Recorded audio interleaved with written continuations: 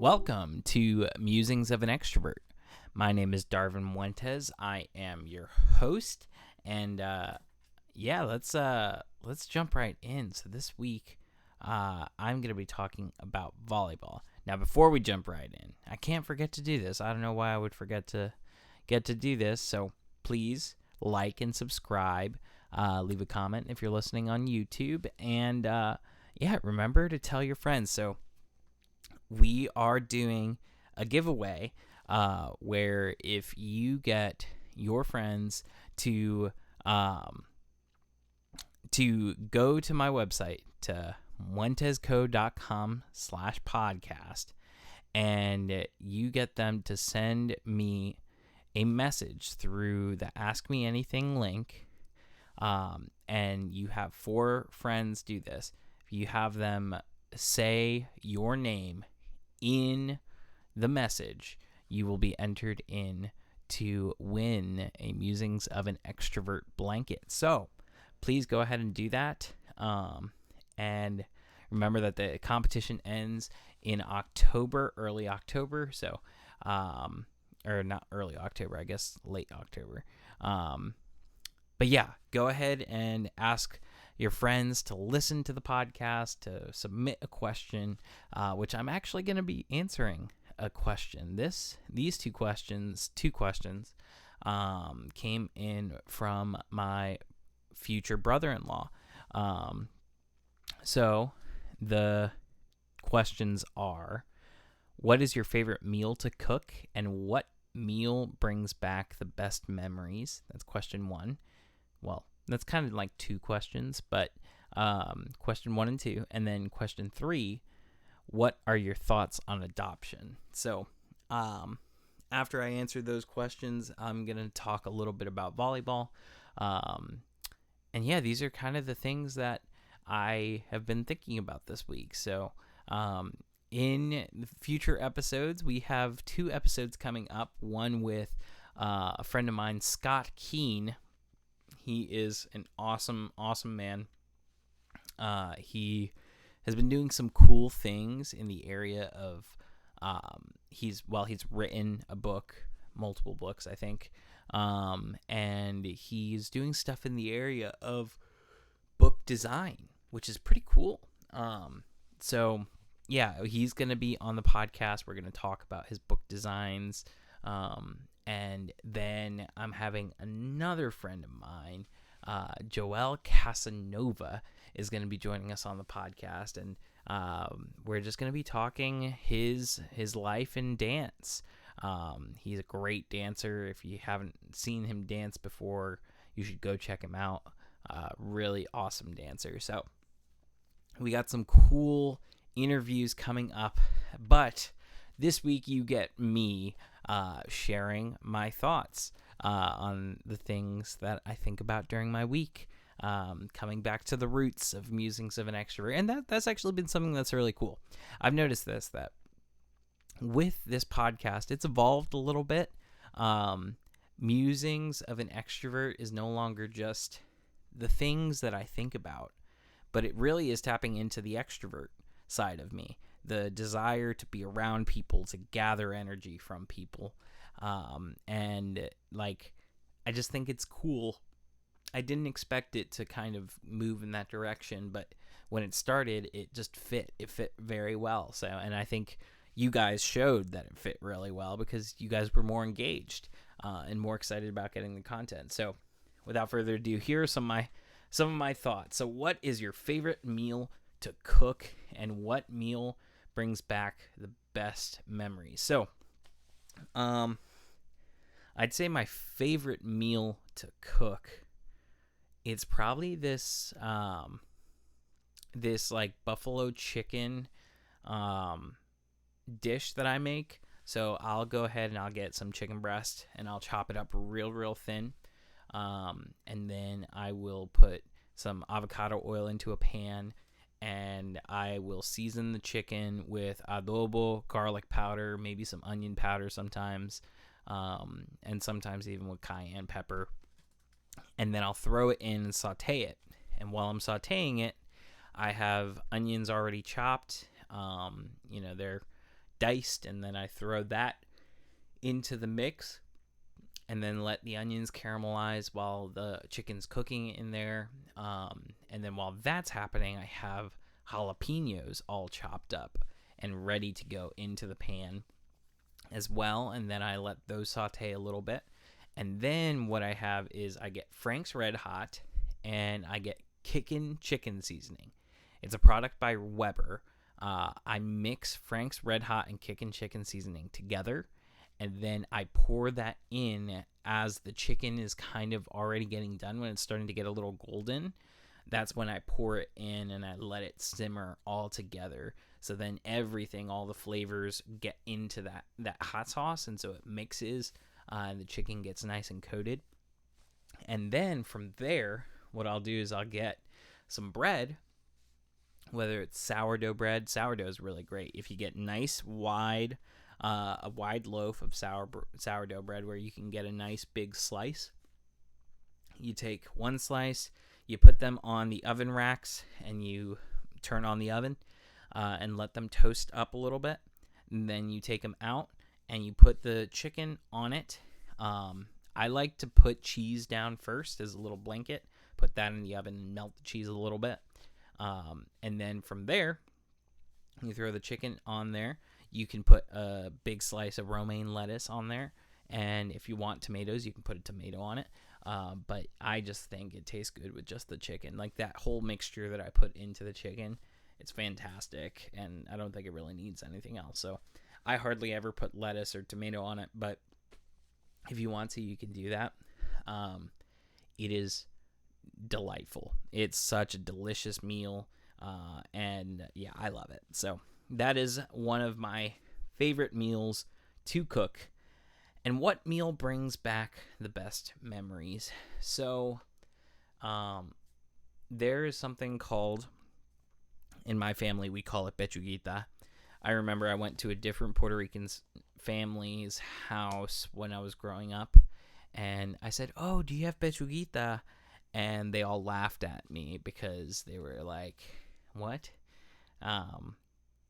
Because pechuga means the breast, the chicken breast, and so we call it pechuguita because they're really cut up, kind of like a chicken tender, essentially. And so I naturally called it pechuguita, but they didn't call it that, and so they laughed at the fact that I called it pechuguita, but that's what we called it in my family. It's basically we cut up a chicken breast very thin, and then we take adobo and garlic powder, and we coat it in those two seasonings, and then after that we roll it in breadcrumbs. We don't use any kind of egg wash or anything like that. We just roll it in the breadcrumbs, and then we pan fry it. So I pour avocado oil now. My family used canola oil growing up, or corn oil, but I use avocado oil because I just like avocado oil better. And you put that in the pan. You pan fry it until they're golden brown, and then typically my mother would make rice and sometimes rice and beans with it, and then these onions that we would chop up, red onions, and then you'd put them in a bowl. You pour a little bit of water in there. You pour a whole thing of lime juice and some salt. You have to really squeeze the onions first. So you go under running water, and after you've chopped them up, you squeeze them as hard as you can to kind of juice them, essentially. And that gets kind of that bitter bite of the red onion out, and leaves space for the lime juice to then kind of soak up all the fibers. So it makes it taste really good. So yeah, that's probably a meal that brings back the best memories. I guess I didn't share one of the best memories because I shared that I went to another family that laughed at me, but it does bring back good memories because that was such a beloved meal in my family. My sister loves pechuguita, my mom likes it, my dad loves it, and my grandmothers, both of my grandmothers and one of my aunts from Ecuador, they made pechuguita for us because they knew we loved it. So it brings back great memories.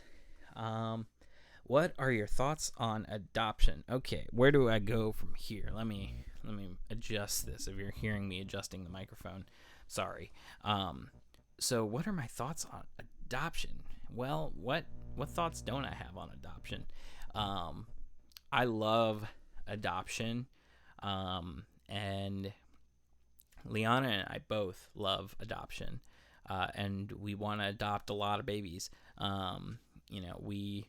We think that it's an important part of our witness to the world, and I think even now, in the world that we live in now, with abortion being a huge topic, it's an even more necessary, and just another thing that really does, support my witness, and support my desire to see children come to the earth, and be born and not killed in the womb. So I think adoption is an important thing, and here's why. So I think biblically, adoption is a concept that is from the Lord. So we typically think of the family as like the nuclear unit, and adoption in some cases, and in a lot of cases in the world, we think of it as like this person is separate, they are out, and in a way it is something like that. But when you truly look at what adoption is supposed to be, adoption is a family saying you are now part of this family. You are no longer not a part of this family. So, it really is this transformation, because someone who once didn't have a family, or if, they think they had a family, that family wasn't there. So effectively they didn't have one. Adoption really should be the total life change of a child. And I think it's important that we do that. And we seek to bring them into a family. And here's the thing, I'm not even saying that people who have means should be adopting, because I don't quite think that that's even the biblical model of adoption for us. The model of adoption is taking someone who didn't and bringing them in. And it's just so profound. Like, the Lord was so graceful to us that while we were sons of the enemy, he came and he said, I want you to be my son, and I am offering this gift to you. Take it. And he lets us make a choice. He lets us choose whether or not we want to take that gift and become a part of his family. But he does. When we become sons of God, we are no longer sons of the enemy. And so adoption should reflect this. Adoption should say, hey, you are my son, you are my daughter, you are now a Muentes, and you no longer have the identity of an orphan. And the identity of an orphan oftentimes is very, very broken. It's broken, it's full of turmoil, and it's this idea, and we see this idea occur in scripture a lot, is this idea of chaos and order. And there is a sort of order that happens in adoption, whereas orphan is a sort of chaos. And so when we adopt, we are doing what the Lord does. We are taking things from chaos and creating order out of them. And that order is very, very evident in a family structure, a place where that child can grow up. And we do know that, if a child grows up in a one-parent family, they have their indicators of success within life, in different areas of life, are significantly lower if they're in one-parent households. If they're in two-parent households, especially nurturing two-parent households, then those indicators go up. I don't have any of the studies in front of me, but go ahead and look up studies, and find this for yourself. Anecdotally, that is a reality. And so I think adoption is an incredibly important part of the Christian witness, whether it's adoption as like a legal adoption, or whether it is truly an adoption through just a relationship. Like when we say, okay, I'm going to, risk all of my time, risk all of my resources to give this person love, to give this person a place, then we are in sorts doing some sort of adoptionary thing.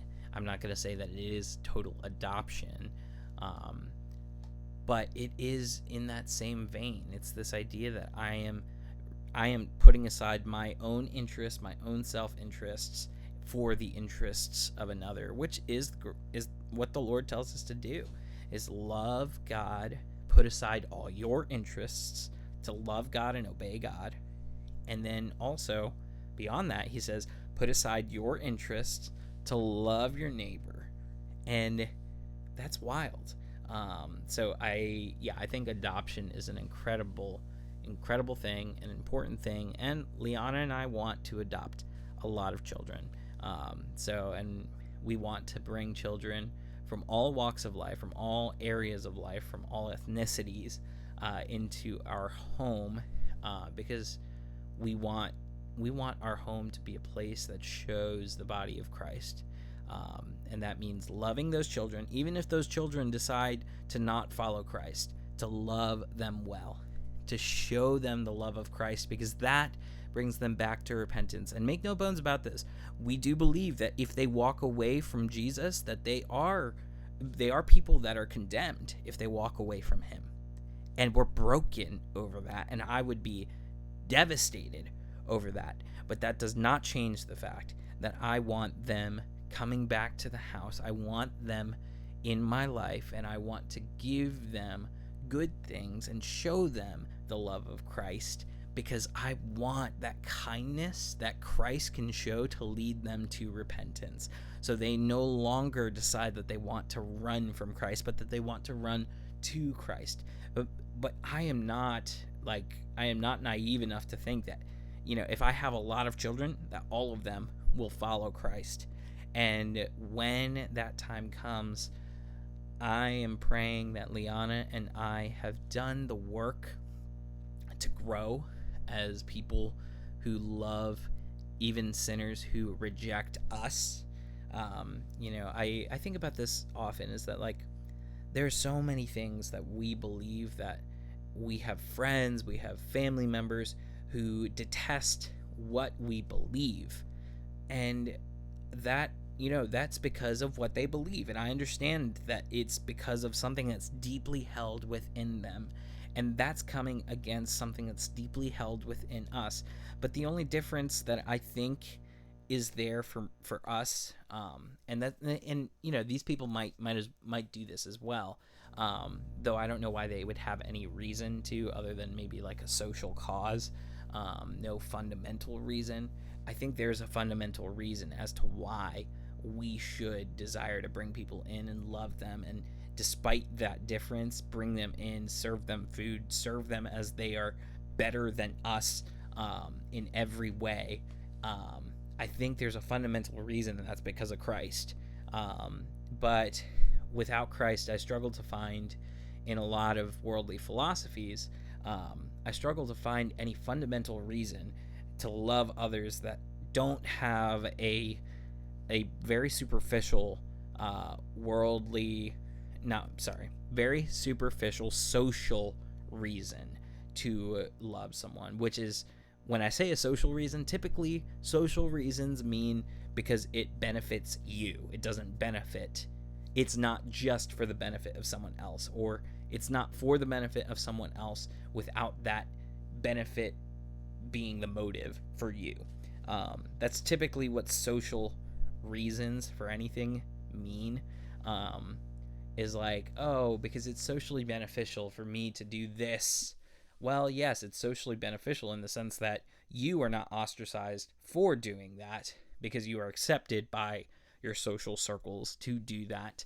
Um, and the motive then behind that is not to, benefit the social circle, though that certainly may happen, like it may benefit the social circle. The motive behind that is your own acceptance within that social circle. And I think that the Bible calls us away from that. I think the Bible calls us to do what Christ calls us to do, regardless of the benefit to me and or to a social circle. And rather, his motive that he gives us is to love God and love our neighbor. And when that is the motive, I don't think that the motive is ourself. And so I think that that's a fundamental difference. And I think that one's a superficial reason that doesn't have a fundamental backing to it, while the other one has an end, and that end is in God himself. And so I think that all leads up to adoption, and adoption is such an important part of life. So those are kind of my thoughts on adoption, just some of them. Not, I don't know that I exhausted all of my thoughts on adoption, but what a story. I mean, like, to be an adopted son is also to be a part of a story that is an eternal story. So it's a glimpse, it's a shadow of what the Lord has done, and that is to adopt sons that were otherwise lost, and fatherless. So yeah, those are kind of my thoughts on adoption. Thank you, David, for sending me your questions. I really do appreciate that. Anyone else who has any other questions, please send them along. I'd love to answer your questions and talk some more. Let's talk a little bit about volleyball. So I love volleyball. For those of you who don't know, I'm a big fan of volleyball. It is one of the coolest sports on the planet. I was talking with a friend the other day. Volleyball really is it's a sport that too many people underestimate. They don't understand it. They don't understand how it's played. They think they understand it, and what they understand is playground volleyball, which is definitely not volleyball. It's it's fun in some ways, but oftentimes it's not good volleyball. So I'm helping to assistant coach volleyball this fall, and I'm really excited about it because I love teaching and I love coaching.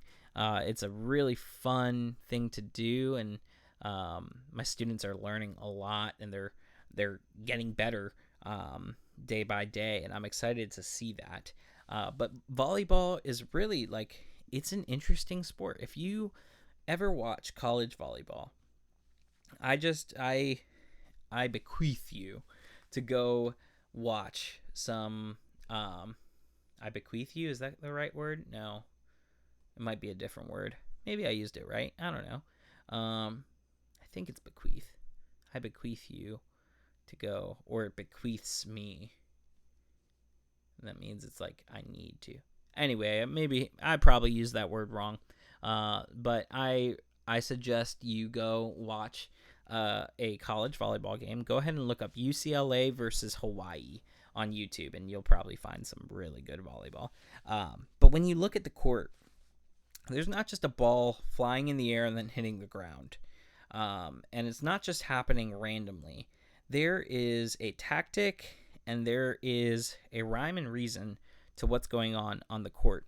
And most people don't understand this. They kind of think that volleyball is just like the sport where you just hit the ball and you try to get it over to the other side. But it's so much more. Like, you have these guys on the court. They're placed in specific places. They have specific jobs on the court. And their job is, as a whole, to defend the ground from getting the ball, from the ball hitting the ground. And they are to hit it on the other side. And something that's super cool is if you watch good volleyball, I was telling a friend about this the other day, that if you watch really good volleyball, you're going to see a wave happening. You can watch the court move in this wave-like fashion. And that's because they are in rhythm. They are all getting to their positions. They're all seeing where they need to go. And the ball is just following where it's going. And basically, if you see good volleyball, the way that a good team gets a point is they exploit the other team's weakness. They exploit the moment when the other team stops being a wave and stops moving as one. And if you watch good volleyball, you'll see that. It's like there's these moments where the other team just didn't step at the right moment, and then all of a sudden now the leg up was given to the other team. It is a super cool sport, and you should totally check it out. I love volleyball. I'm excited to coach this season. It's been really fun so far, and we are only just getting started. So a lot of really cool things are coming. So if you liked that episode, please like and subscribe. Go ahead and hit that bell notification if you're listening on YouTube, and leave a comment if you're also on YouTube. That way, the algorithm can push my podcast out to more people. I am so excited about this giveaway. Please go ahead and tell your friends to listen. All I'm asking for is 4 friends. If you can get 4 friends to listen and to leave that comment in my inbox, then you could win a Musings of an Extrovert blanket. And that's awesome. Musings of an Extrovert blankets are cool. They're all the rage, I hear. So you should totally tell your friends to listen. And yeah, I hope you have a wonderful day.